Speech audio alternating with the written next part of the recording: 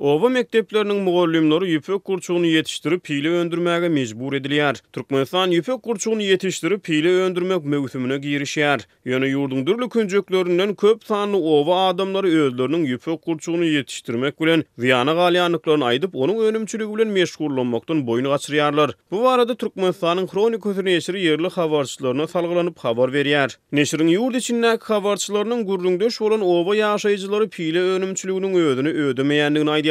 Maglumata görä 2018-nji ýylda Maru vilayatynyň çäginde ýerleşýän etraplaryň owa ýerlerine pile önümçiligi bilen meşgullanýan hojalyklary häkimetler döwletiň 1 kilogram pileni olardan 7 manatdan satyn aljakdygyny wada berýär. Ýöne haçany hasaplaşyk döwrü gelende meselem ýol ötün etrawyny pileçilere 7 manadan diňe ýokary hili pile tölenjekdigi aýdyldy. Neşriň maglumatyna görä pileniň hili diňe onuň kabul ediş bazalaryna, ýagny adamlaryň önüm tapşyrýan ýerlerine kesgitlenýär. Netijede 2018-nji ýylda pileniň her kilogramy üçin 5 manat tölenýär. Pileniň hili howa şertlerine ýüpek gurçugy saklanýan ýeriň temperaturasyna we ol ýeriň çyýlylyk derejesine, ýagtylygy, tut yapragynyň hiline we beýleki käbir faktorlara görä üýtgäp bilýär. Türkmenistanyň Kronikasynyň maglumatyna görä geçen ýyl Türkmenistanyň pile öndürüjiler bilen hasaplaşyk geçirilende başga da käbir kemçiliklere ýol berildi. Häkimetler төлegi pul bilen dälde öndürilen pile derek mal ýymyny bermek arkaly hasaplaşyk geçirmegi teklip etdi. Munyň bilen baglylykda häkimetler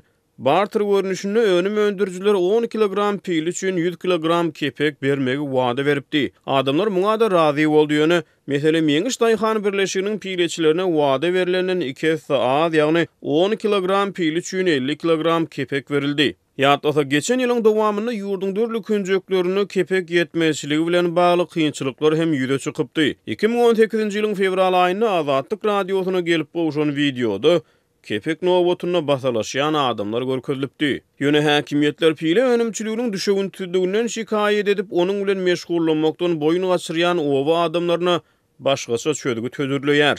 Ýagny neşriň maglumatyna görä häkimetler büdjet işgärlerine aýratynna owa mektepleriniň mugallimlerini mejbur pile öndürmegi tapşyrýar. Häzirki wagtda Maru vilayatynyň owa mektepleriniň mugallimleri eýýam 5-10 gramdan gurçuk paýlap berdiler diýip Türkmenistanyň Kronikasy ýazýar. Owa mektepleriniň mugallimleri hem öz gelegine özlerine mejburi tapşyrylan gurçukdan pile öndürmek işleri bilen meşgullanmak üçin işsiz owadaşlaryň hakyna tutýar. Pileçiler ýüpek gurçugyny ösdürip ýetişdirmek üçin tuğ agaçlarynyň ýetmezçiliginden hem şikaýet edýärler. Ýa-da fevral aýynda geçiren hökümet maslahatyny prezident Berdimuhammedow nowatdaky ähli halk ýewarlaryna tuğ agaçlaryny hem oturtmagy tapşyrypdy. Ýüpek gurçuklary tuğ agaçlarynyň ýapragy bilen imitlenýär.